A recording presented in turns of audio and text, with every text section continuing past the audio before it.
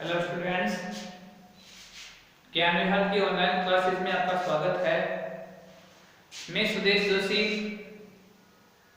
Sanskrit teacher और संस्कृत के विषय में ग्रामर का जो हमारा भाग चल रहा है वह चल रहा है समास। समास के अंतर्गत समास की परिभाषा, समास शब्द की उत्पत्ति, किस प्रकार समास विग्रह किया जाता है, समास के भेद, ये सब कुछ हमने लास्ट वीडियो तक पढ़ लिए थे। इस समास के अंतर्गत मैंने आपको जो समास के मुख्य रूप से 6 भेद होते हैं, उन 6 भेदों में से जो इसका प्रथम भेद था, जो पहला इसका भाग था, वो था अव्ययीभाव समास।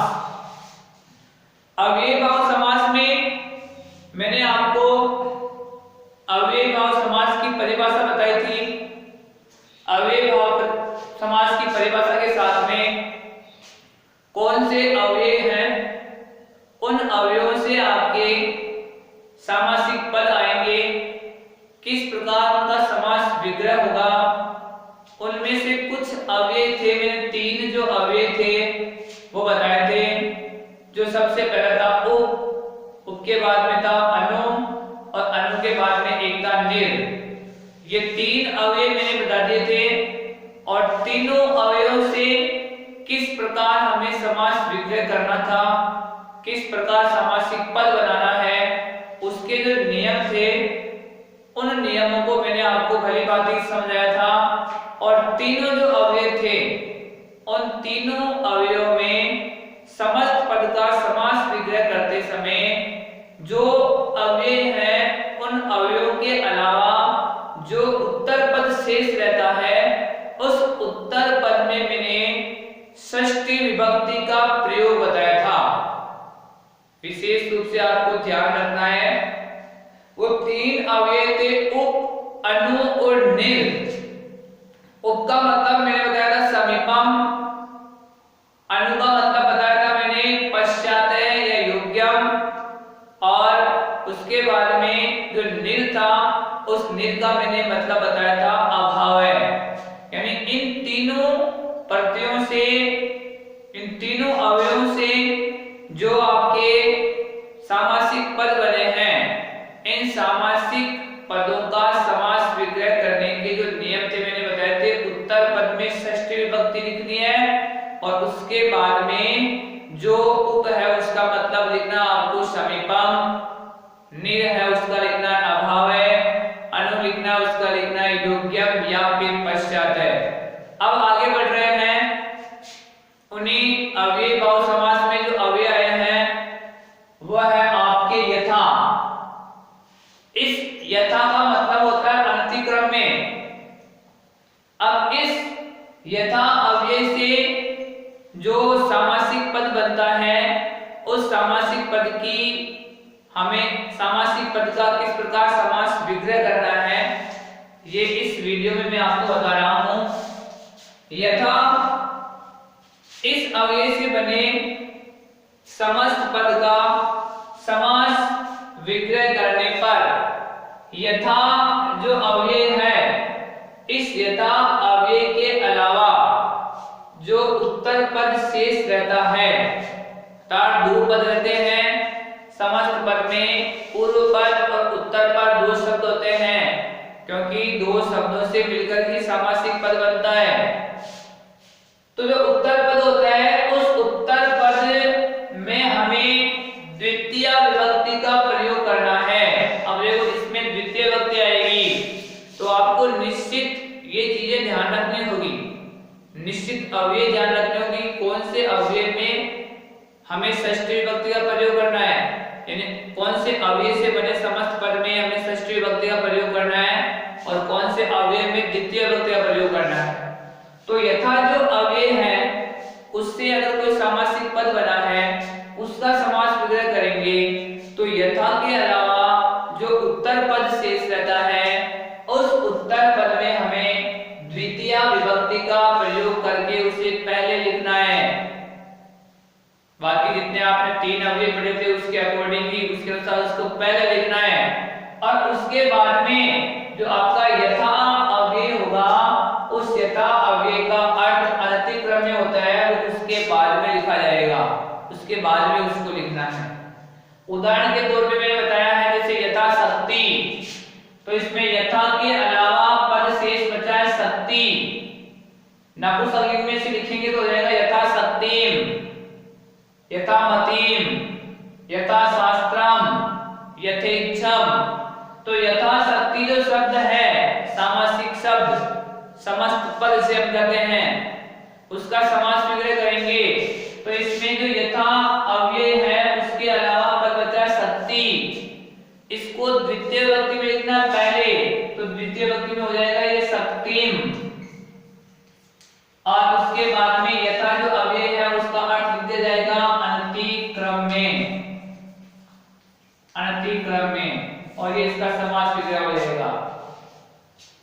बिल्कुल आपको जो उत्तर पद होगा उस उत्तर पद को द्वितीय विभक्ति में पहले लिखना है, और जो आपके अव्यय आ रखा है यथा, उस अव्यय का अर्थ लिखना है अनति क्रम में। ये आपको फिक्स ध्यान रखना है, इसका मतलब अनति क्रम में ही लिखा जाएगा यथा अव्यय का।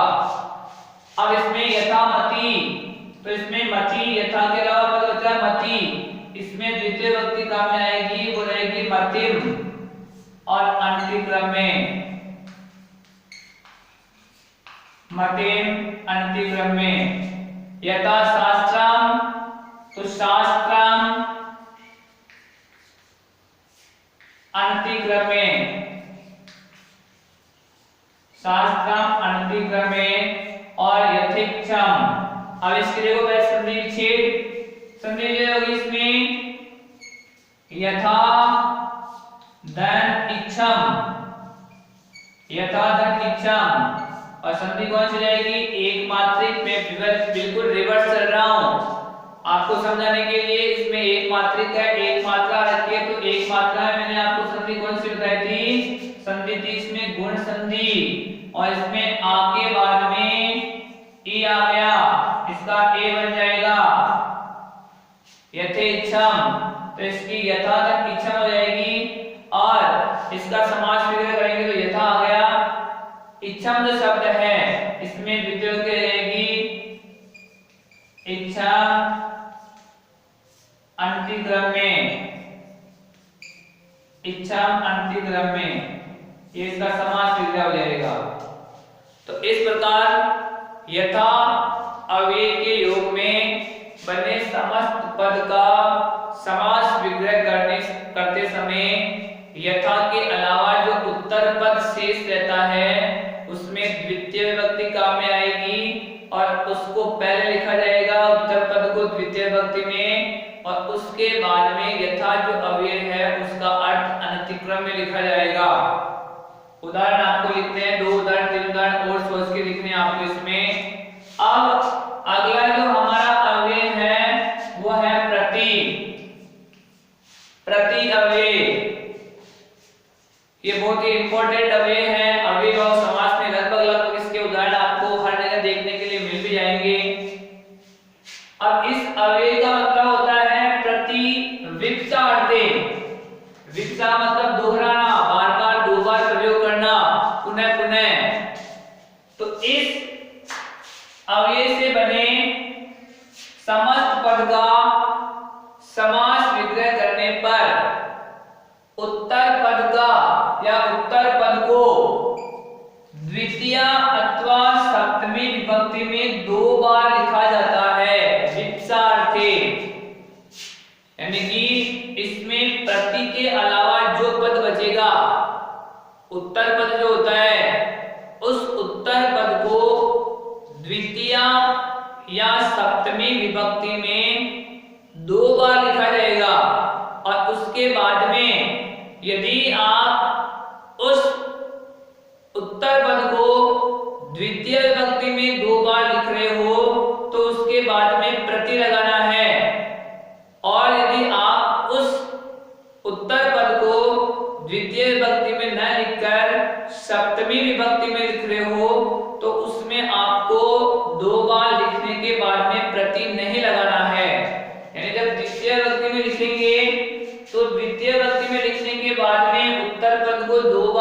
के बाद में प्रति लगाना है। दोनों ही विभक्ति में आपके इसके उदाहरण बताऊंगा। जैसे प्रत्येकम लिखा हुआ है, प्रत्येकम जो शब्द है सामासिक शब्द वो बना है प्रतिधन एकम से। प्रतिधन एकम संधि का भी आपको इसमें पुनः ज्ञान हो जाएगा। ई के बाद में असमास स्वर ए आ गया, इसका यह बनेगा और यहां बन जाएगा ये। यण संधि का भाग है ये, यण संधि। तो इसमें प्रतिधन एकम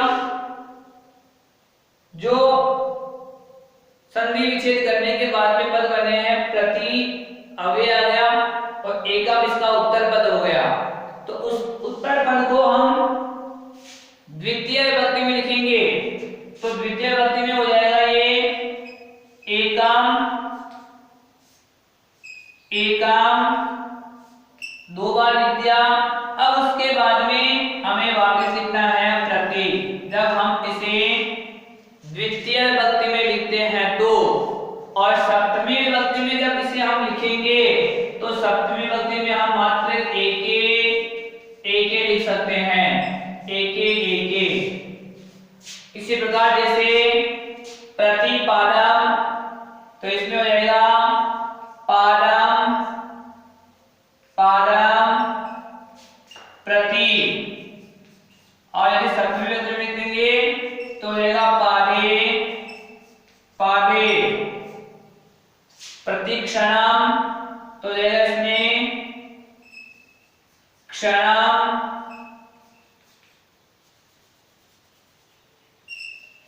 क्षणम, क्षणम, प्रति।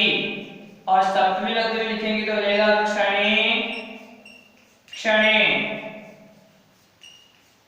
प्रतिमासम, मासम,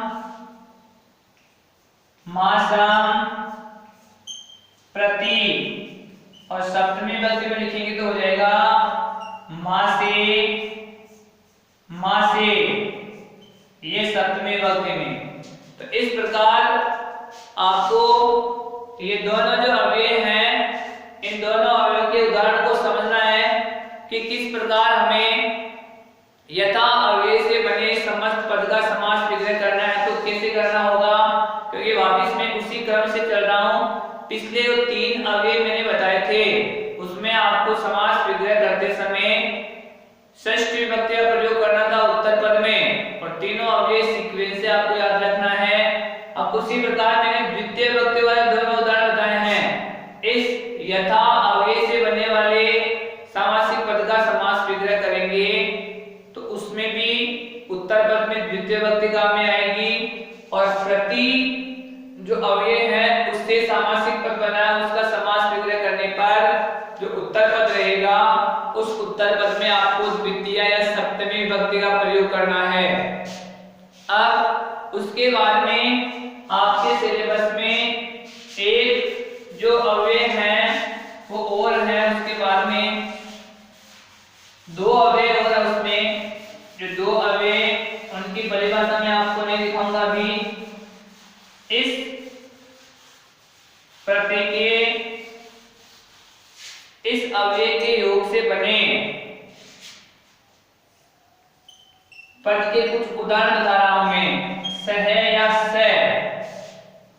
सह या स, जब इस अव्यय से कोई सामासिक पद बना है तो उस पद का समास विग्रह करते समय सह के अलावा जो पद शेष रहेगा उस पद को तृतीय विभक्ति में लिखेंगे। यानी उत्तर पद जो रहेगा उस उत्तर पद को तृतीय विभक्ति में लिखा जाएगा, और जो सह अव्यय जो सह अव्यय होता है उसका अर्थ लिखा जाएगा सहितम। कहने का मतलब सह या स, इस अव्यय से बने किसी समस्त पद का समास विग्रह करेंगे तो सह के अलावा जो उत्तर पद शेष रहता है उस उत्तर पद को तृतीय विभक्ति में लिखना है, और तृतीय विभक्ति में पहले उसके बाद में सह या स का अर्थ लिखा जाएगा सहितम।